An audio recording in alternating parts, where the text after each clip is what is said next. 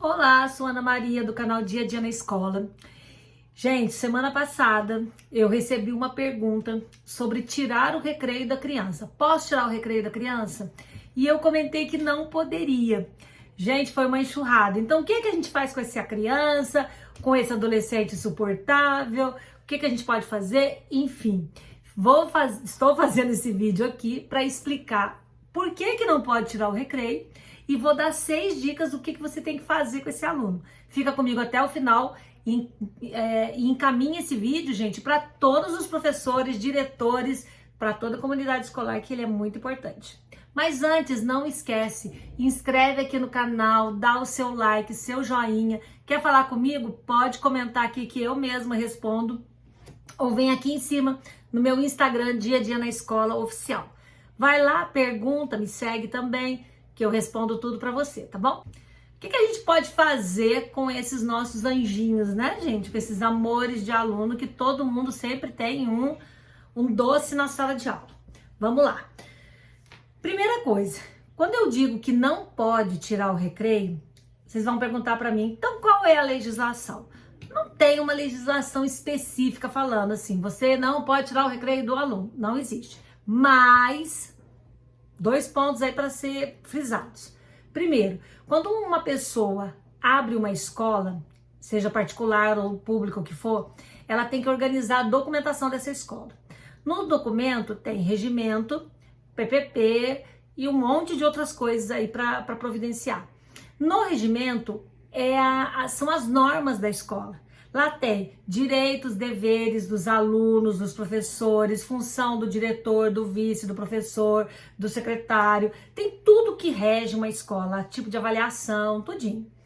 Aí lá, nessa parte de alunos, é muito importante que passe para os alunos e que passe para os professores em reunião, para que eles saibam o que pode e o que não pode fazer na escola, porque cada escola tem o seu regimento.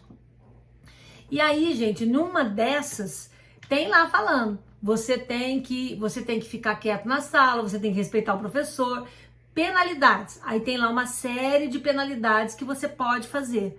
Eu acho que deve ter umas 8 ou 10 aí. Se você quiser que eu comente sobre essas penalidades, comenta aqui embaixo que eu faço um vídeo só sobre as penalidades que está lá no regimento e que o aluno tem que cumprir. Então é bom ficar ligado.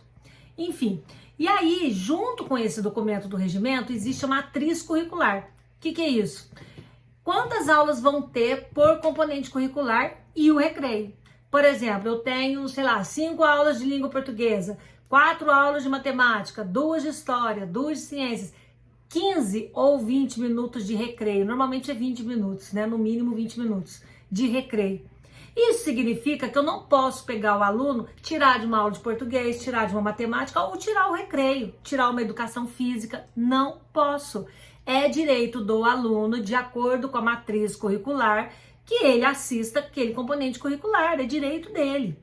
E outro ponto que eu quero analisar com vocês é sobre o ECA, que lá diz no artigo 16 e 18, que qualquer criança ou adolescente tem direito a brincar, praticar esportes, se divertir, ele não pode ser constrangido em público, ele não pode sofrer qualquer tratamento que o aterrorize, ele não pode ser constrangido, passar por situações vexatórias. Gente, isso tudo tá lá no ECA.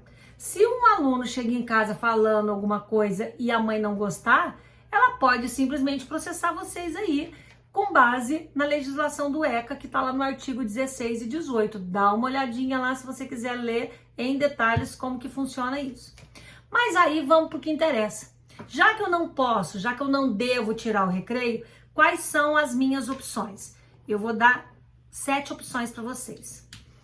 A primeira, você tem que falar com o diretor se pode. Mas era uma coisa que o meu diretor liberou legal. Eu falava assim, gente, quem for terminando a atividade mais cedo, copiando tudo e fazendo tudo, sai antes pro recreio. Então, era tipo 3 minutos antes, 2 minutos antes. Ah, professor, terminei. Ele trazia para mim, eu olhava, perfeito, pode sair para brincar. E assim foi. Então, faz o efeito contrário. Ao invés do aluno ficar na sala na hora do recreio, esse aluno, ele terminava mais cedo, agora sim, né? Clareou. Terminava mais cedo a atividade para que ele pudesse ir antes pro recreio e não ficar na sala. Então ele queria terminar a atividade logo e normalmente esse bagunceiro, ele terminava na hora que batia o sinal. Então enquanto todo mundo já tinha saído, aí que ele estava terminando, quando batia o sinal para ele sair. Então é um efeito contrário, que funciona, que é bem legal e que dá certo. Segunda dica aí. Primeiro é chamar essa criança para bater um papo. Olha, por que você está fazendo isso? Por que você tem esse comportamento? Você está atrapalhando a sala, você está se atrapalhando.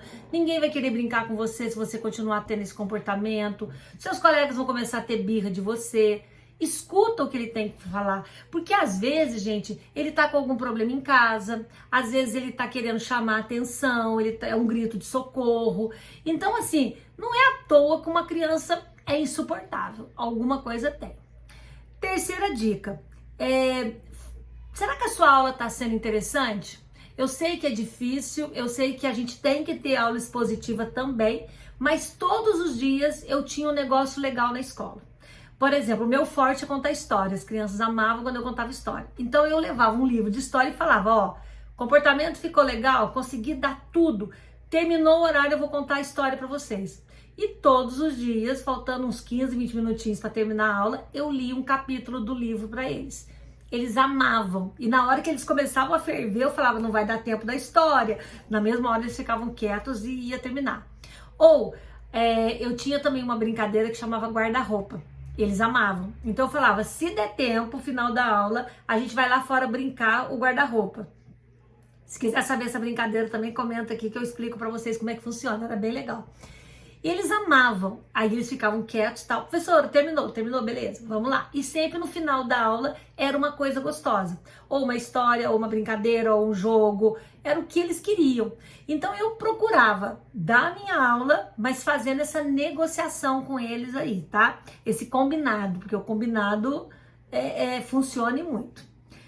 Depois, outra dica que eu fazia, eu chamava a família para conversar. Olha, dividir o problema com a família. O seu filho tá atrapalhando demais, já conversei com ele, já falava as estratégias que eu já tinha adotado, né, essas anteriores.